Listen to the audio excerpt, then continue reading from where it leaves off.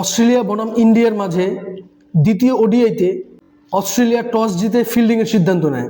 ভারতীয় দলে ব্যাটিং অর্ডারে রোহিত শর্মা এবং বিরাট কোহলির প্রতি ফ্যান্সদের অন্যরকম একটা প্রত্যাশা ছিল।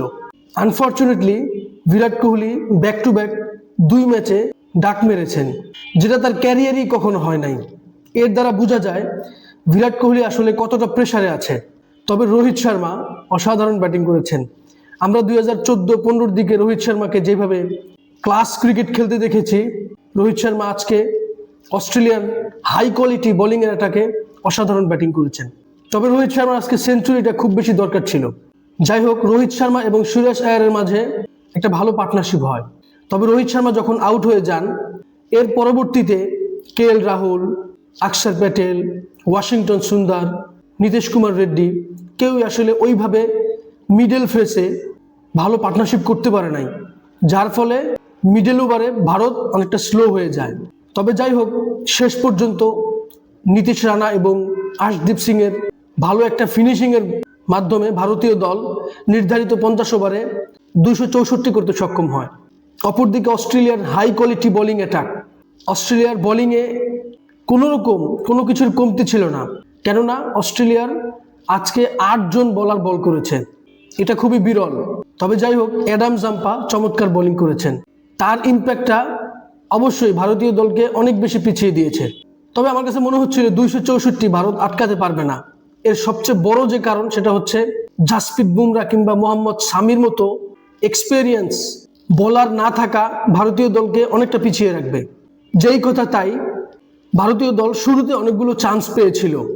নীতিশ কুমার রেড্ডি, অক্ষর প্যাটেল হাফ চান্সগুলোকে তারা ফুল চান্স করতে পারে নাই, অর্থাৎ 2টা ক্যাচ ড্রপ হয়েছে। টপ অর্ডার থেকে যখন 2টা ক্যাচ ড্রপ হবে, বিশেষ করে মেথু শর্ট যখন 50 করে, তখন তার একটা ক্যাচ মিস করে মোহাম্মদ সিরাজ, যেটা একদম ইজি ক্যাচ ছিল। আমার কাছে মনে হয় আজকের ম্যাচের টার্নিং পয়েন্ট হচ্ছে মেথু শর্টের ক্যাচটা মিস করা। কেননা ইন্ডিয়া যদি ওই উইকেটটা ফেলতে পারতো, তাহলে অস্ট্রেলিয়া অনেকটা প্রেশারে পড়ে যেত। অ্যালেক্স ক্যারি আউট হওয়ার পরে কনলি এবং ওন, অস্ট্রেলিয়ার নতুন 2 ব্যাটসম্যান, তারা ডমিনেট করেছে, অ্যাগ্রেসিভ খেলেছে, যার ফলে অস্ট্রেলিয়ার উপর যে প্রেশারটা হওয়ার কথা ছিল সেটাও তারা হতে দেয় নাই।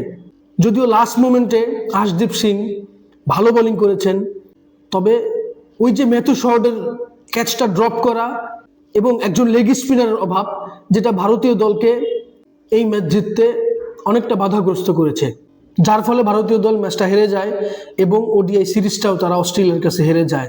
2023 ওডিআই ওয়ার্ল্ড কাপে ভারতীয় দল আনবিটেন ছিল, তবে ফাইনালে গিয়ে তারা আহমেদাবাদে এই অস্ট্রেলিয়ার কাছে হেরেছে। লাস্ট বর্ডার গাভাস্কার ট্রফিতে এই অস্ট্রেলিয়ার কাছে তারা বাজেভাবে হেরেছে। এখন আবার ওডিআই সিরিজ তারা হারলো। সুতরাং বোঝাই যাচ্ছে ভারতীয় দলকে যদি সবচাইতে টাফ টাইম কেউ দেয়, সেটা হচ্ছে অস্ট্রেলিয়া। তবে নেক্সট ম্যাচে আমরা আশা করি ভারতীয় দল আরও বেশি ফেয়ারলেস এবং বিরাট কোহলি বড় স্কোর করবে। সামনে T20 সিরিজ আছে, ভারতীয় দলের প্রতি প্রত্যাশা থাকবে, অনেক স্ট্রংলি তারা কামব্যাক করবে। আজকের এই ম্যাচ সম্পর্কে আপনার কোনো মতামত থাকলে অবশ্যই আমার সাথে শেয়ার করবেন। ভিডিওটি ভালো লাগলে লাইক, কমেন্ট, শেয়ার, সাবস্ক্রাইব করবেন। ধন্যবাদ।